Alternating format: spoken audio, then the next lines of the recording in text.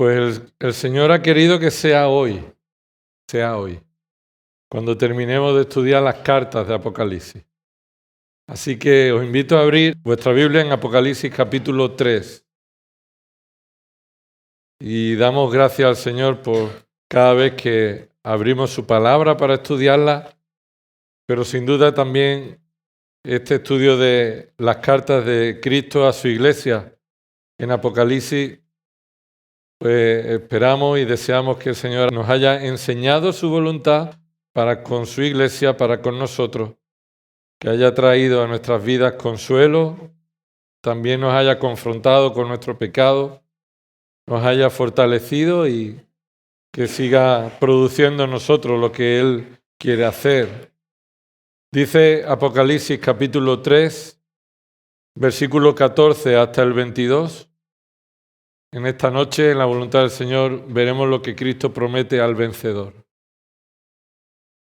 Apocalipsis capítulo 3, versículo 14, dice así: y escribe al ángel de la iglesia en la Odisea: el Amén, el testigo fiel y verdadero, el principio de la creación de Dios, dice esto: yo conozco tus obras, que ni eres frío ni caliente. Ojalá fueras frío o caliente. Así, puesto que eres tibio y no frío ni caliente, te vomitaré de mi boca. Porque dices: soy rico, me he enriquecido y de nada tengo necesidad. Y no sabes que eres un miserable y digno de lástima, y pobre, ciego y desnudo.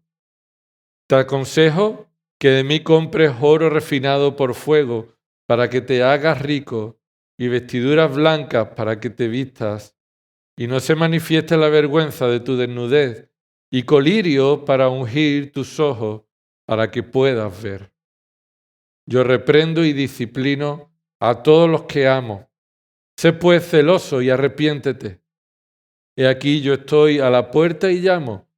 Si alguno oye mi voz y abre la puerta, entraré a él y cenaré con él y él conmigo.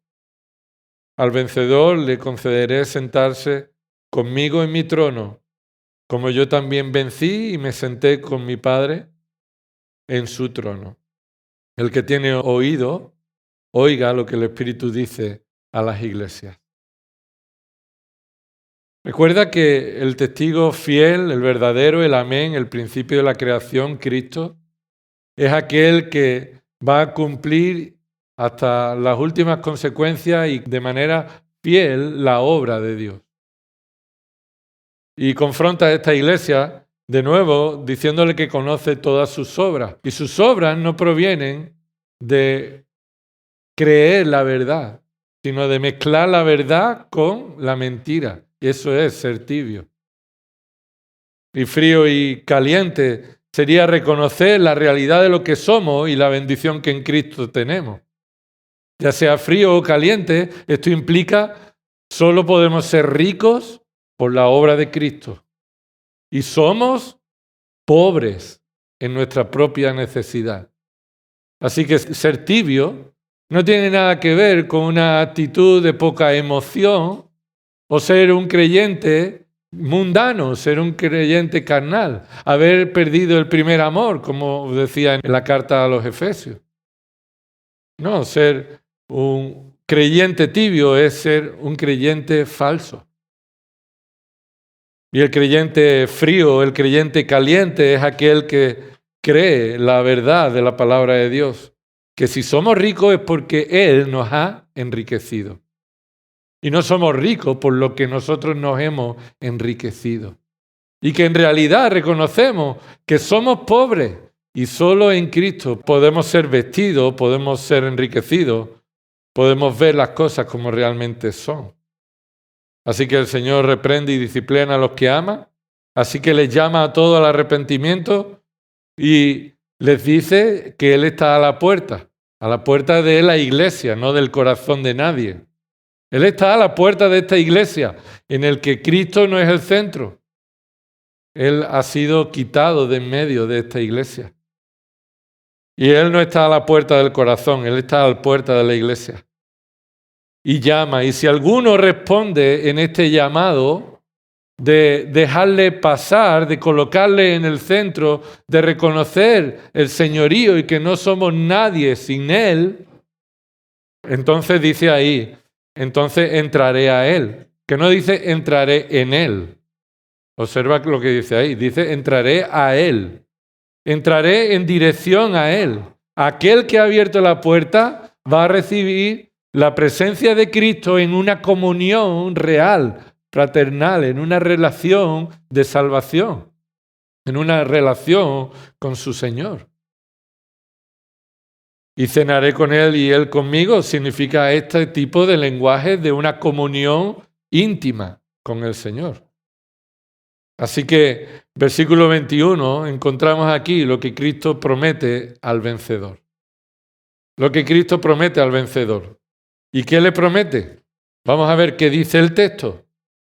Le concederé sentarse. Y esto es lo que vamos a resaltar. Le concederé sentarse. Esto es básicamente lo que Cristo promete al vencedor. Le prometeré sentarse. Y ahora vamos a ver qué significa esto.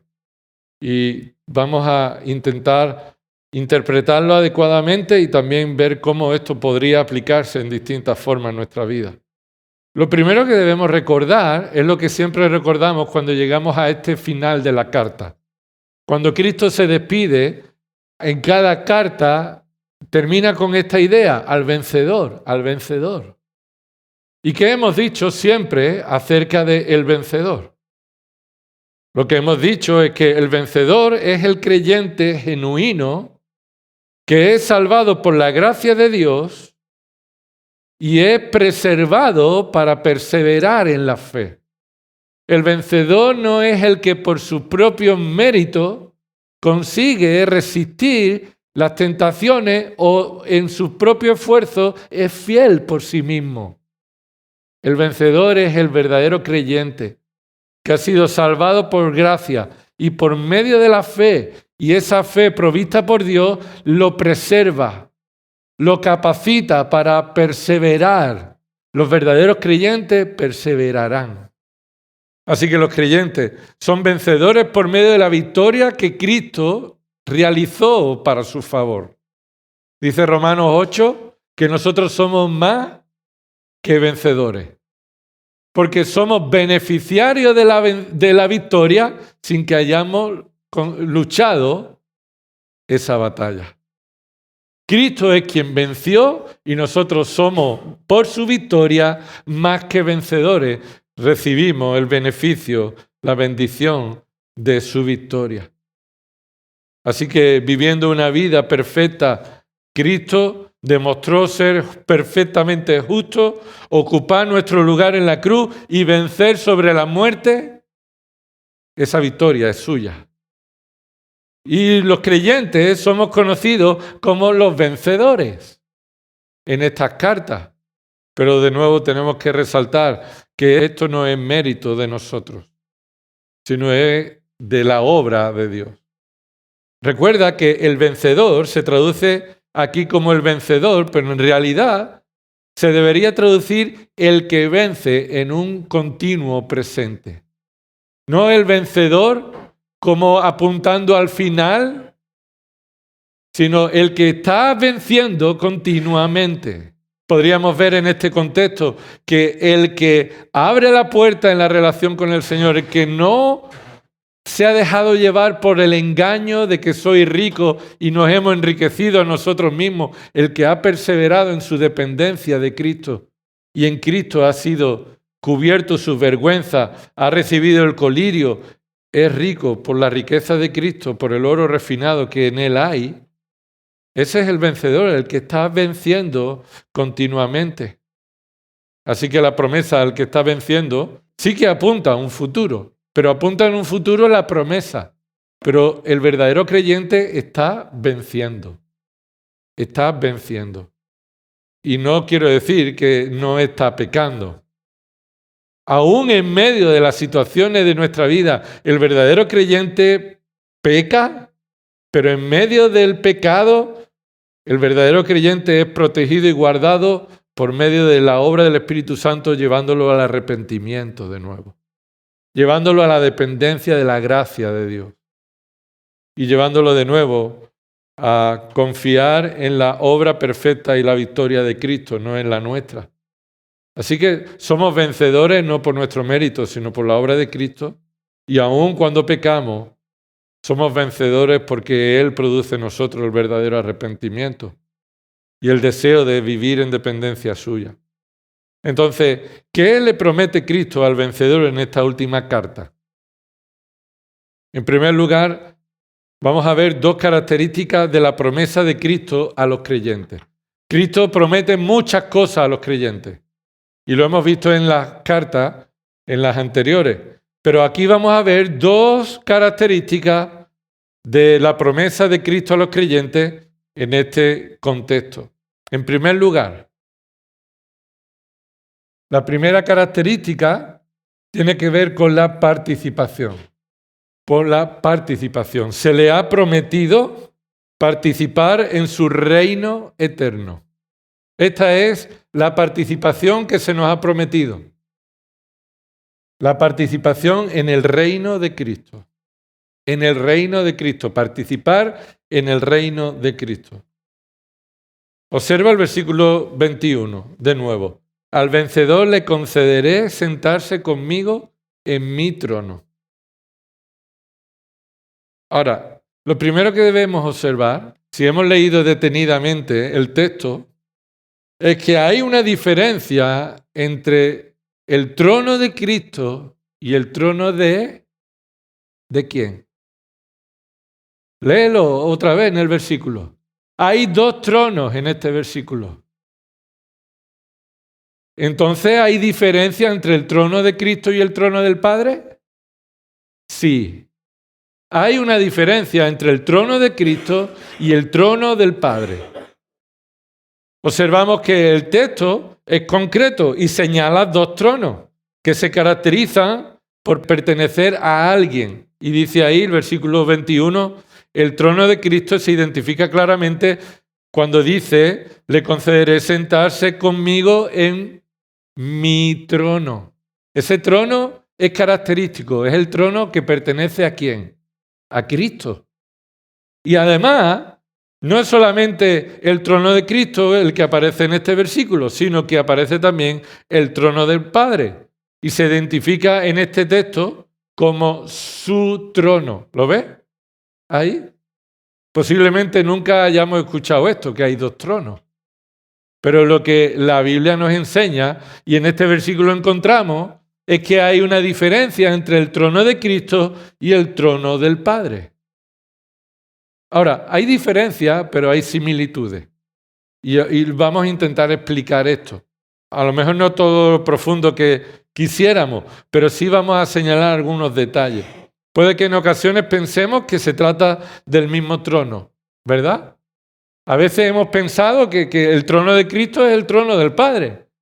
¿Por qué? Porque hemos visto que Cristo es Dios, el Padre es Dios y su trono es único, es uno.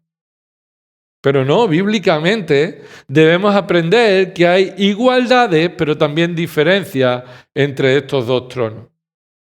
Y en el siguiente punto que veremos las igualdades o una igualdad. Pero ahora vamos a detenernos en observar brevemente la principal diferencia entre el trono de Cristo y el trono del Padre. Mira, el trono de Cristo se diferencia en el trono del Padre, es que el trono de Cristo gobernará la tierra.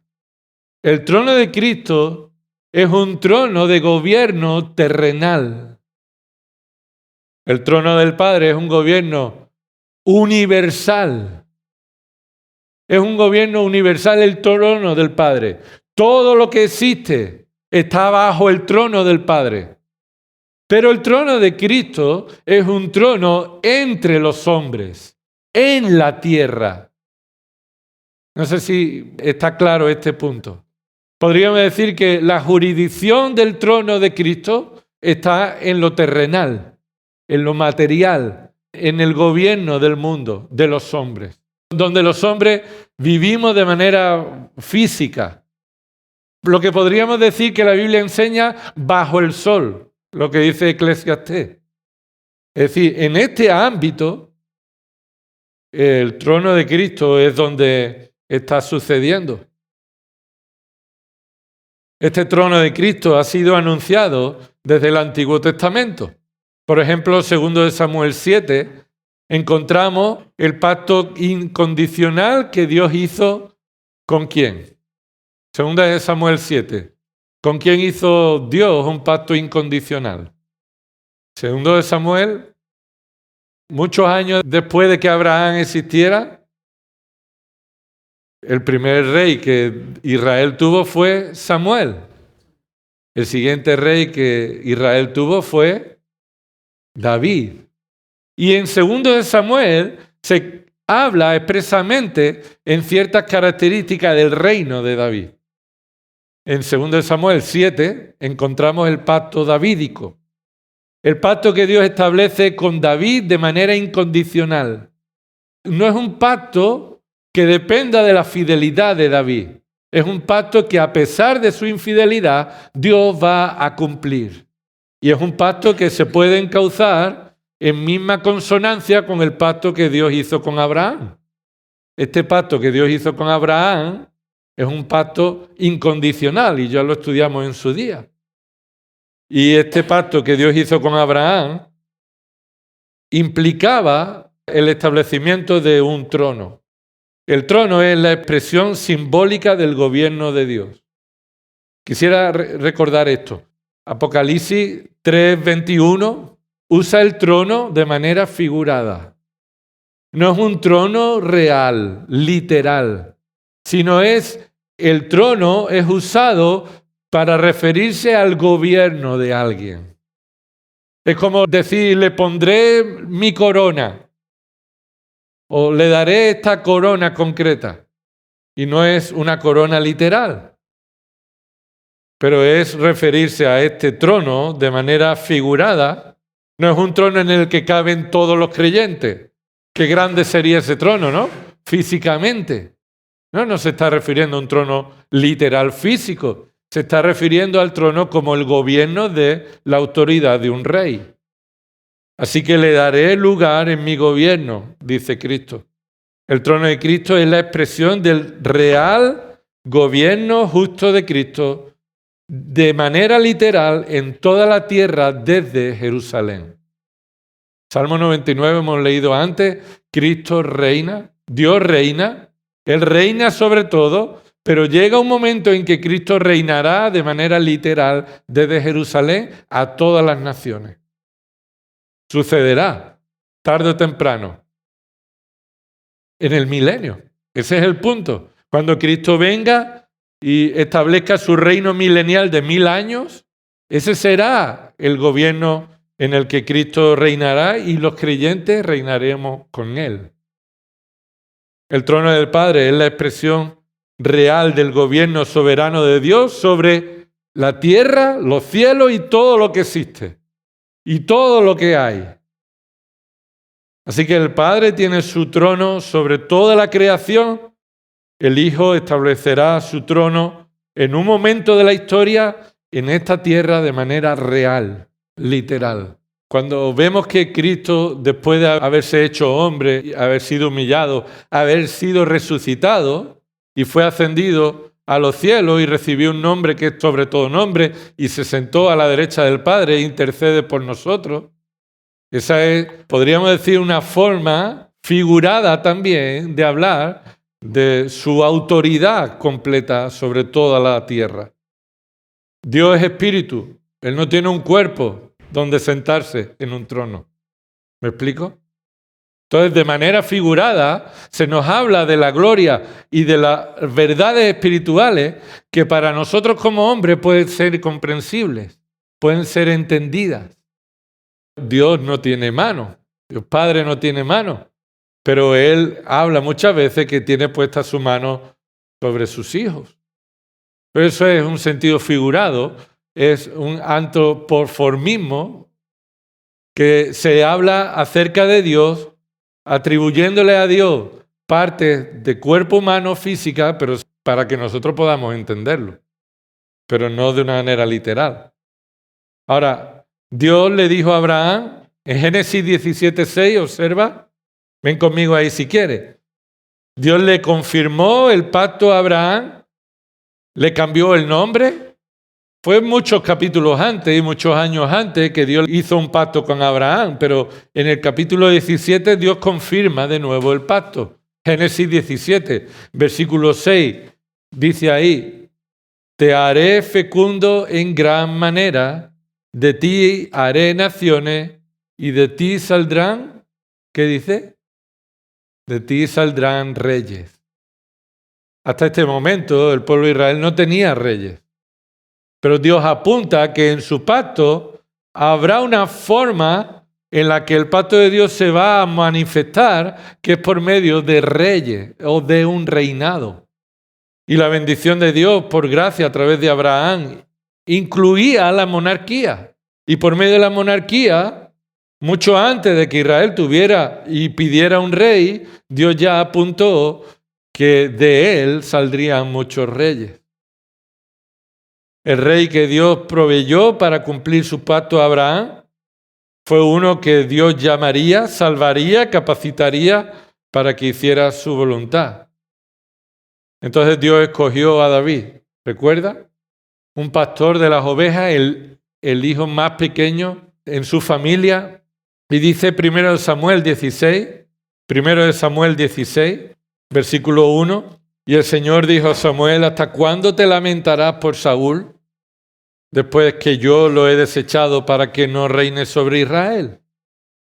Llena tu cuerno de aceite y ve, te enviaré a Isaí, el de Belén, porque de entre sus hijos he escogido un rey, observa, un rey para mí.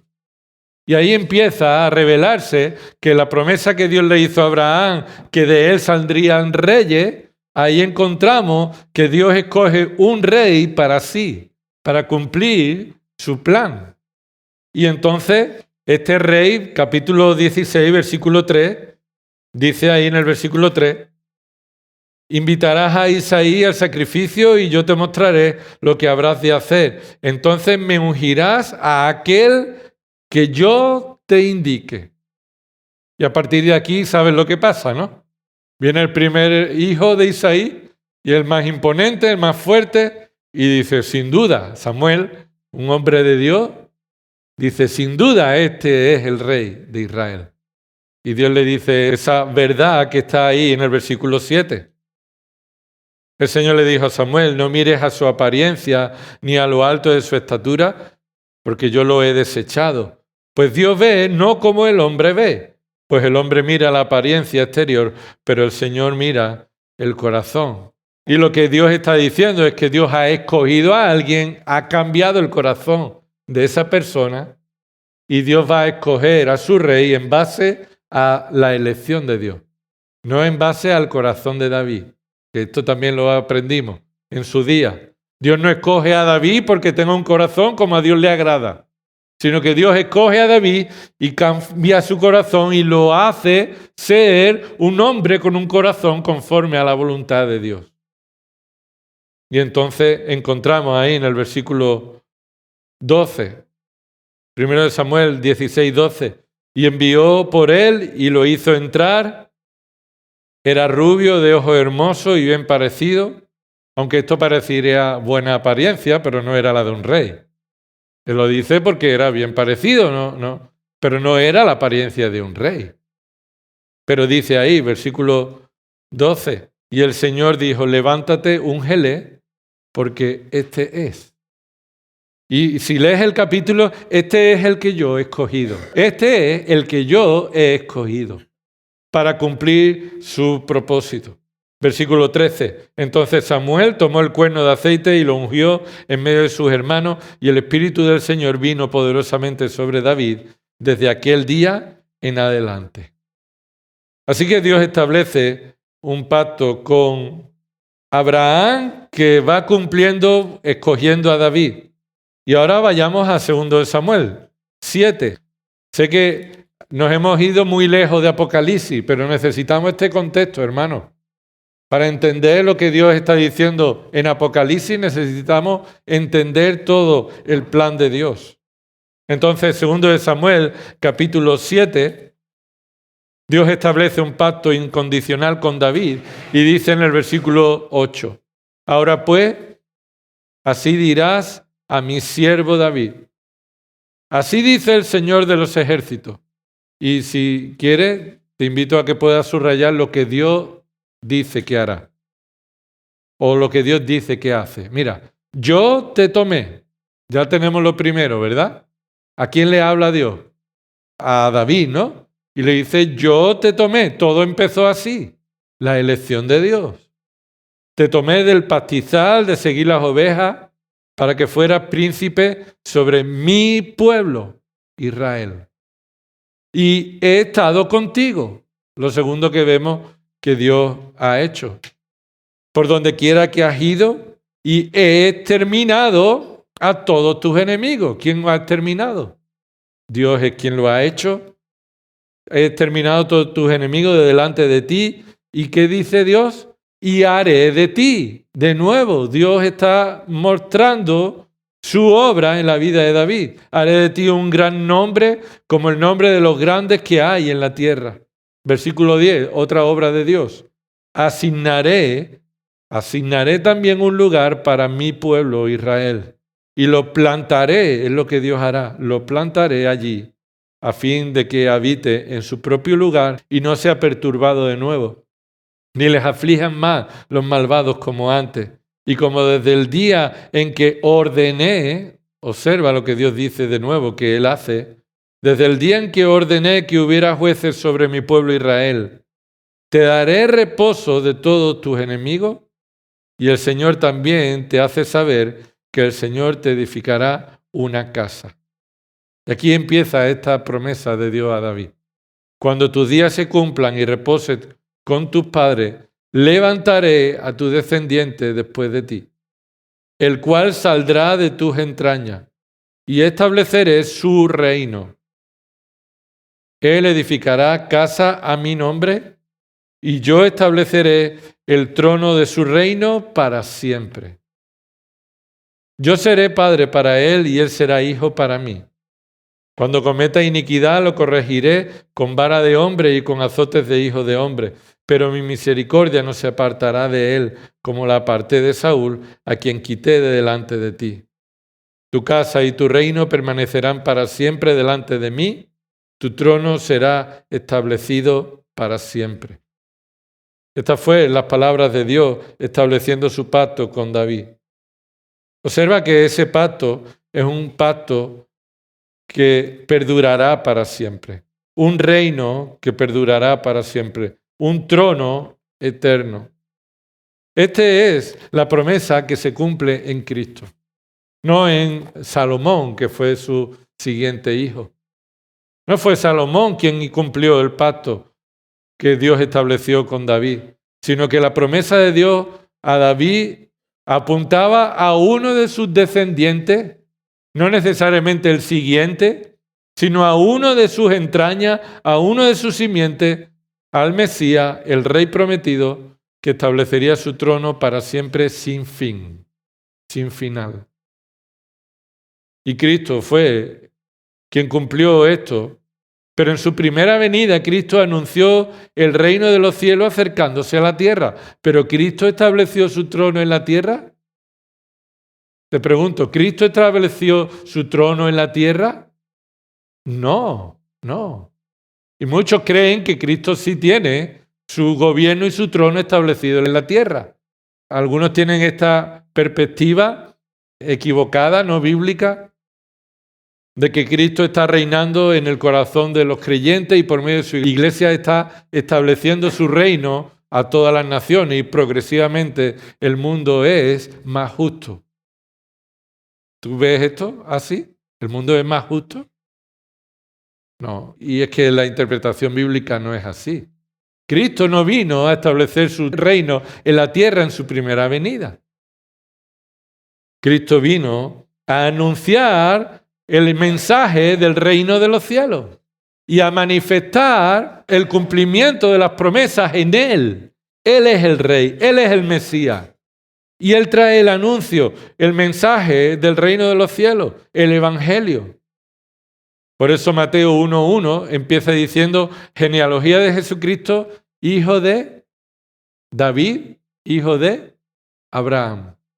Entonces tenemos Abraham, David, y se nos extiende a Cristo como el Rey prometido. Entonces el reino terrenal de Cristo será establecido literalmente en esta tierra en su segunda venida en gloria. Y esto lo podemos ver en Apocalipsis capítulo 20. Míralo conmigo, Apocalipsis capítulo 20. Vayamos a Apocalipsis porque ya nos vamos a quedar allí en Apocalipsis. Apocalipsis capítulo 20, al final de este plan, el versículo 1 dice, y vi un ángel que descendía del cielo con las llaves del abismo y con una gran cadena en su mano. Estos son lenguajes figurados, ¿verdad? Y dice, prendió al dragón, la serpiente antigua que es el diablo y Satanás, y lo ató por 1000 años. Y lo arrojó al abismo y lo cerró y lo selló sobre él para que no engañara más a las naciones hasta que se cumplieran los 1000 años. Después de esto, debe ser desatado por un poco de tiempo. También vi tronos y se sentaron sobre ellos y se les concedió autoridad para juzgar. Y vi las almas de los que habían sido decapitados por causa del testimonio de Jesús y de la palabra de Dios, y a los que no habían adorado a la bestia ni a su imagen, ni habían recibido la marca sobre su frente ni sobre su mano, y volvieron a la vida. ¿Y qué dice? Y reinaron con Cristo 1000 años. Los demás muertos no volvieron a la vida hasta que se cumplieron los 1000 años. Esta es la primera resurrección. Bienaventurado y santo es el que tiene parte en la primera resurrección. La muerte segunda no tiene poder sobre esto, sino que serán sacerdotes de Dios y de Cristo y reinarán con Él por 1000 años. Entonces, esto es lo que significa la promesa de le concederé sentarse conmigo en mi trono. Les prometo que participarán en mi reino terrenal, en mi reino justo, perfecto en la tierra.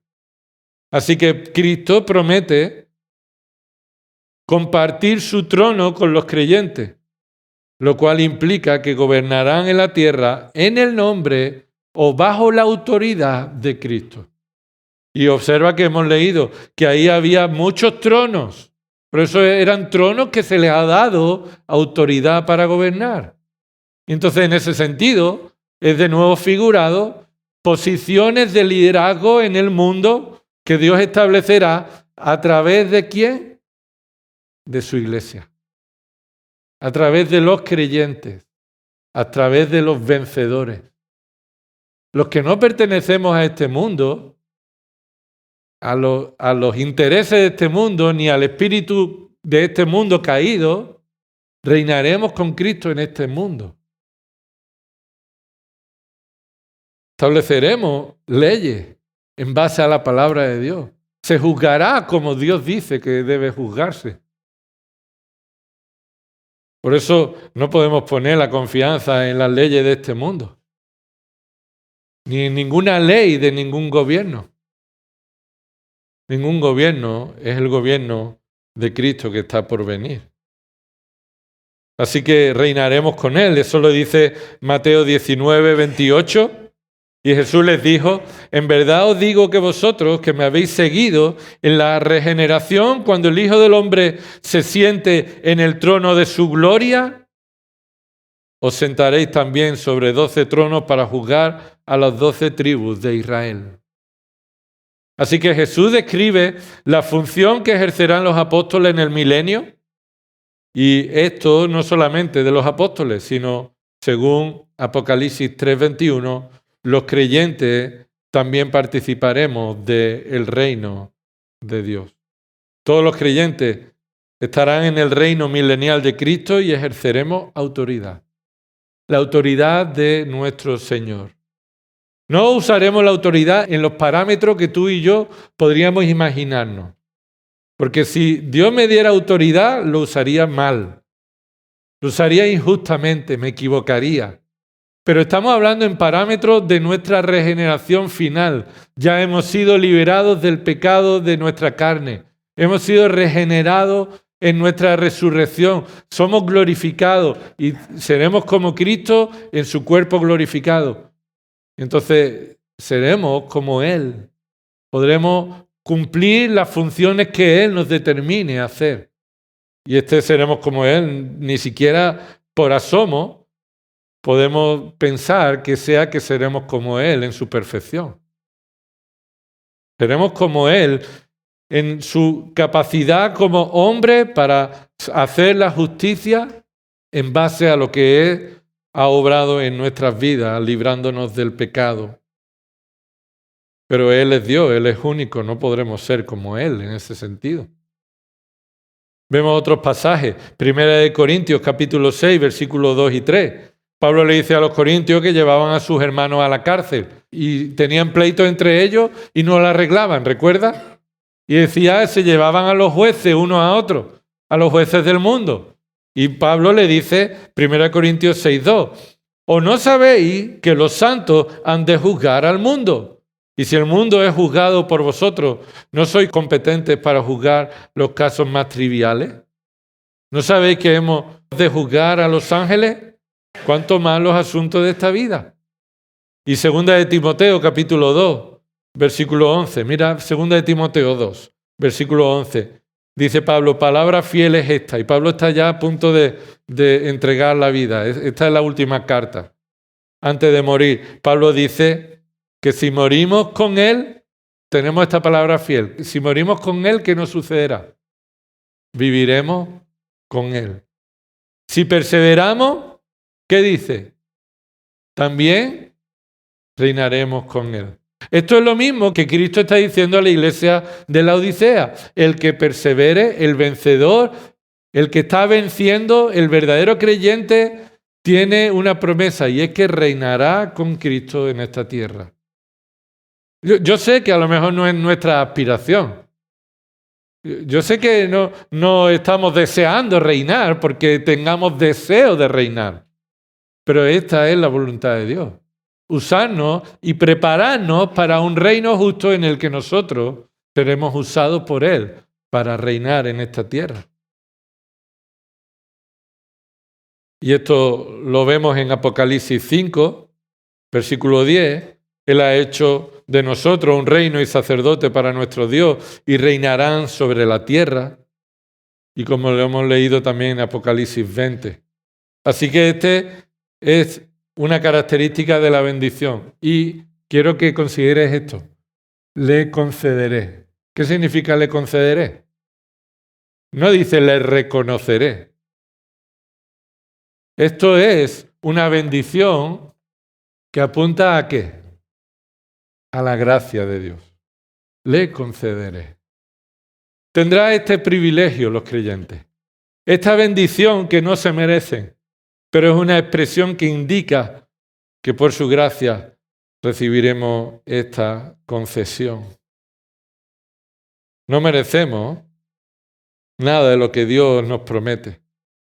Los creyentes son vencedores sometidos al señorío de Cristo, capacitados para continuar sometiéndose al señorío de Cristo. Y por tanto están siendo preparados para gobernar bajo el señorío de Cristo en esta tierra para la gloria de Cristo. Los creyentes no reinaremos en el sentido de que los gobernantes reinan a día de hoy. No reinaremos para nuestros intereses y nuestro programa electoral y nuestra familia y nuestro bolsillo. Reinaremos para la gloria del Señor y reinaremos en dependencia suya. Y rápidamente, segunda característica de la promesa. Esta promesa no solamente nos llama a la participación, sino a la seguridad. La segunda característica de esta promesa es seguridad. Por eso dice lo que dice a continuación. Dice, versículo 21, al vencedor le concederé sentarse conmigo en mi trono, como, y esa palabra como, ¿qué indica? una semejanza, una comparación del mismo modo, de la misma forma, ¿vale? Esa es la comparación. Así que nos está señalando que nuestra participación tiene una característica concreta que se asemeja a la forma en la que Él también ha recibido esa realidad. Y vamos a leer lo que dice ahí. Como yo también vencí y me senté con mi Padre en su trono. Ahora, Cristo establece esta comparación entre esta promesa que nosotros recibimos en la participación por gracia en su reino, comparado con la realidad ya cumplida, observa que el tiempo está en pasado, como yo también vencí y me senté, no dice me sentaré o yo venceré, está hablando de algo que ya ha sucedido en Cristo, así que del mismo modo que yo también ha sucedido en mí, esto va a suceder en vosotros.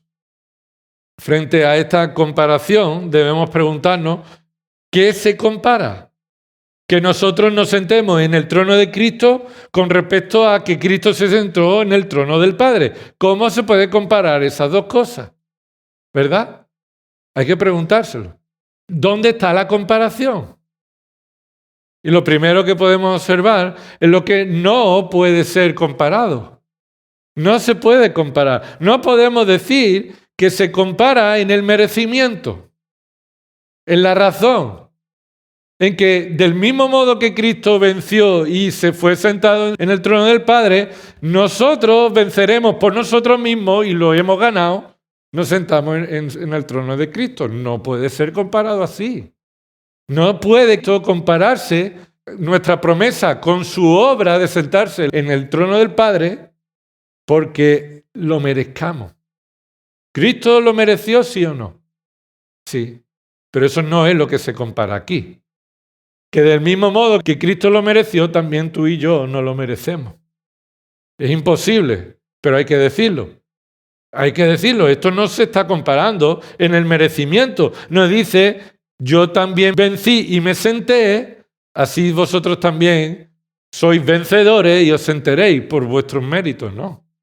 Claro, Cristo ha vencido porque Él es Dios, pero nuestra victoria no es nuestra, es la de Cristo. Entonces, no se puede comparar con el merecimiento. Es por gracia, de nuevo, que nosotros hemos sido partícipes de la victoria. Pero Cristo sí mostró en su carne ser perfecto. Cristo sí mostró en su carne ser el Hijo de Dios y cargar con los pecados que Él no cometió. Cristo sí murió una muerte que Él no merecía, en el lugar de los pecadores que lo merecíamos. Así que Cristo fue a la cruz y resucitó de entre los muertos, porque así se confirmó que era el unigénito Hijo del Padre y recibió un nombre sobre todo nombre y se sentó en el lugar que se merece.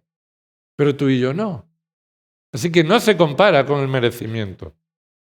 Tampoco se compara el trono. Tampoco se está comparando el trono. De nuevo lo decimos, el trono de Cristo no es el mismo que el trono del Padre. Solo Cristo, como Dios, puede sentarse en el trono del Padre. Y en esto se comparan estos tronos, en semejanza. Que lo único que se sientan en ese trono por méritos propios es Dios. Dios Hijo, Dios Padre, son los únicos que merecen esos tronos por quienes son. En eso se parecen esos tronos. Que los únicos que se pueden sentar en ese trono por merecimiento propio, por quienes son ellos. Dios Padre y Dios Hijo. Así que no se está comparando los tronos ni los merecimientos. El trono de Cristo y el trono del Padre son semejantes en el que son ocupados por el Dios glorioso. Cristo es Dios, el Padre es Dios, ese trono le pertenece a Dios. Ahora, la semejanza que Cristo expresa aquí está en la promesa a los vencedores, tiene que ver con la seguridad, hermanos, con la seguridad. Observa ahí, como cierto y seguro es que Cristo se ha sentado en el trono de su Padre por su victoria eficaz, tan cierto es que Cristo venció y se sentó en el trono del Padre, eso es tan eficaz y real como será real lo que Dios nos ha prometido. Que por su victoria nosotros también, con toda seguridad, nos sentaremos o participaremos de su reino. Esta es la comparación. Se sentará en mi trono como yo vencí y me senté en su trono. ¿Lo ves? ¿Sucedió? Sí. Pues tan seguro como ha sucedido en Cristo, es de segura la promesa para los creyentes porque está basada en la victoria de Cristo y no en nuestros méritos o en nuestra perseverancia. Hermanos, cada vez que venzas el pecado, da gloria a Dios porque es Él quien te está capacitando. Cada vez que te ves débil en no poder luchar con tu pecado, reconoce esta realidad, que sin Él no puedes. Cada vez que vemos que el Señor nos preserva en fidelidad a su palabra sin mezclarla con la mentira, no te exaltes a ti mismo. Reconoce que esta es la bendición, la obra de Dios. Porque así estaremos siendo capacitados para participar de su reino, para su gloria y no para nuestra gloria. Que yo pertenezco al reino de Cristo. No será un motivo de gloria para nosotros. Será un motivo de gratitud, de alegría, de gozo. Así que, ¿cómo podemos aplicar esto en nuestra vida, hermanos?